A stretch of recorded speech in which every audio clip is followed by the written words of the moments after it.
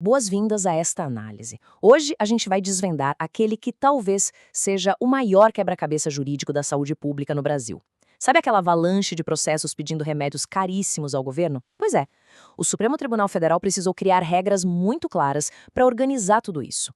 Vamos traduzir essas decisões judiciais pesadas em conceitos super diretos, para que qualquer pessoa entenda exatamente quais são as regras do jogo quando o assunto é o acesso a tratamentos no país.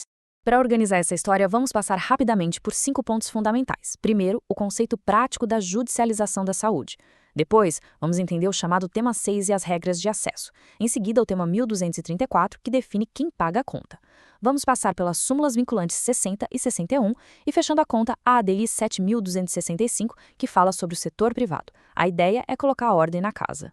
Ponto 1. O que é a judicialização? Nossa história começa com um choque de realidade gigante. De um lado, o nosso direito universal à saúde e do outro, um orçamento bem limitado do Estado.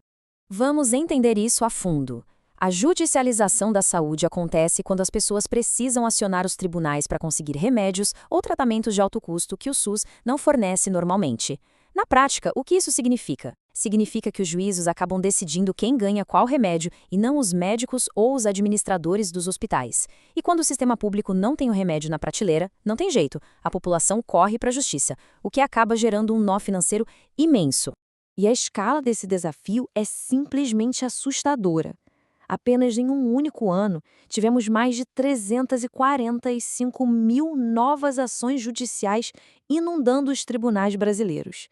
É um verdadeiro mar de processos pedindo socorro e exigindo soluções rápidas da justiça. Para colocar os pés no chão, basta olhar para o impacto financeiro dessa situação. Os gastos do SUS, só com remédios liberados por ordem judicial, saltaram de 126 milhões de reais para R$500 bilhão em apenas 3 anos. R$500 bilhão! Com números desse tamanho, fica mais do que claro que o sistema precisava urgentemente de regras objetivas para não entrar em colapso. Ponto 2. O tema 6 e as regras de acesso. É aqui que entra a solução do STF. Para quem não é da área do direito, um tema de repercussão geral funciona literalmente como um manual de instruções oficial que passa a valer para todos os processos idênticos no país inteiro. A grande pergunta de $1 milhão que o Supremo precisava responder era esta. Afinal, quando é que um juiz tem a permissão legal para obrigar o SUS a entregar um remédio que não faz parte da sua lista oficial? A resposta veio com uma regra geral super rigorosa. O STF disse o seguinte: o SUS não é uma farmácia com estoque infinito. Portanto, se o remédio não está nas listas oficiais, ele não pode ser fornecido por decisão judicial. Ponto final. Mas, claro, a Justiça precisou abrir uma fresta, um caminho estreitíssimo para casos absolutamente excepcionais. E é nessa fresta que as coisas ficam interessantes, porque foi criada uma verdadeira pista de obstáculos para conseguir essas exceções. São 4 passos obrigatórios e cumulativos. Primeiro, tem que haver uma recusa oficial do posto de saúde. Segundo, é preciso provar que o órgão que avalia as tecnologias do SUS, a Conitec, cometeu alguma ilegalidade ou demorou demais para avaliar aquele remédio. Terceiro, não pode existir nenhum outro remédio no SUS que substitua aquele. E quarto, e mais importante, o medicamento pedido tem que ter uma eficácia científica indiscutível. Sem gabaritar esse checklist, nada feito, o juiz fica de mãos atadas. Ponto 3. O tema 1234. Quem paga? Bom, se o tema 6 decide quem tem o direito de receber a caixa do remédio, o tema 1234 aparece para resolver um verdadeiro pesadelo logístico. Afinal de contas, qual esfera do governo vai assinar o cheque? A resposta se resume a um número mágico: 210 salários mínimos.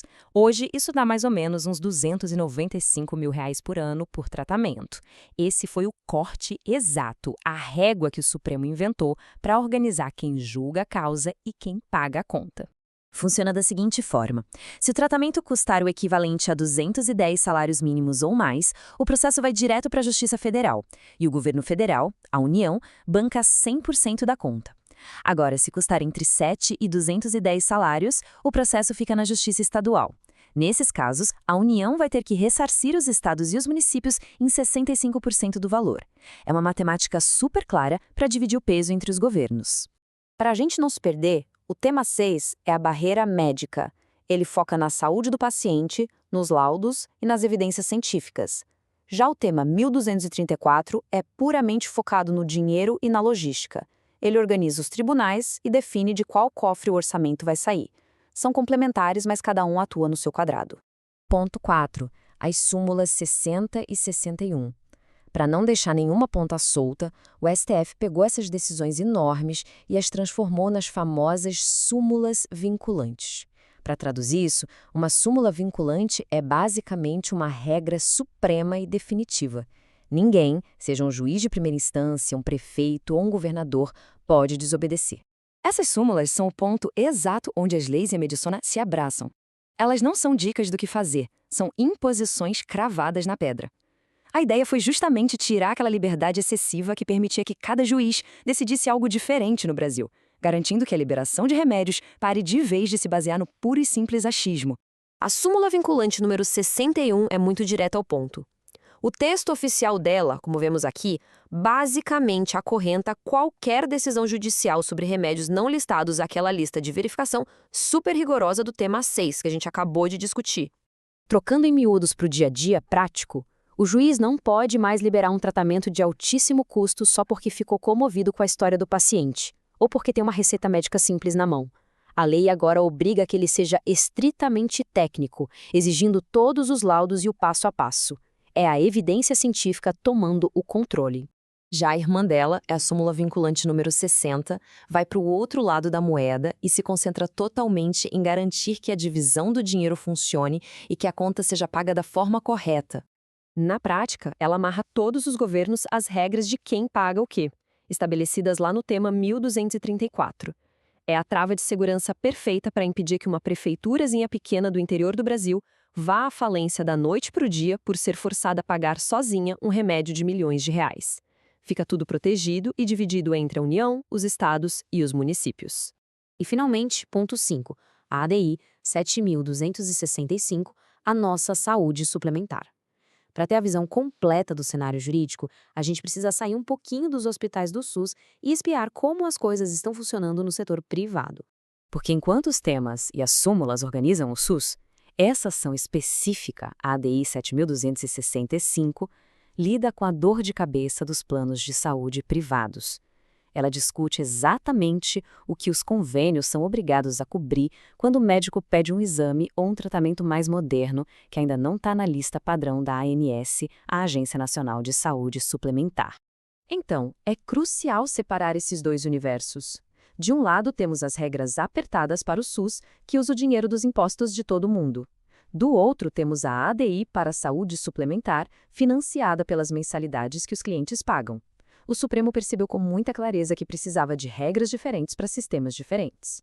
No fim das contas, juntando todas essas peças, o que o STF fez foi tentar colocar ordem na casa.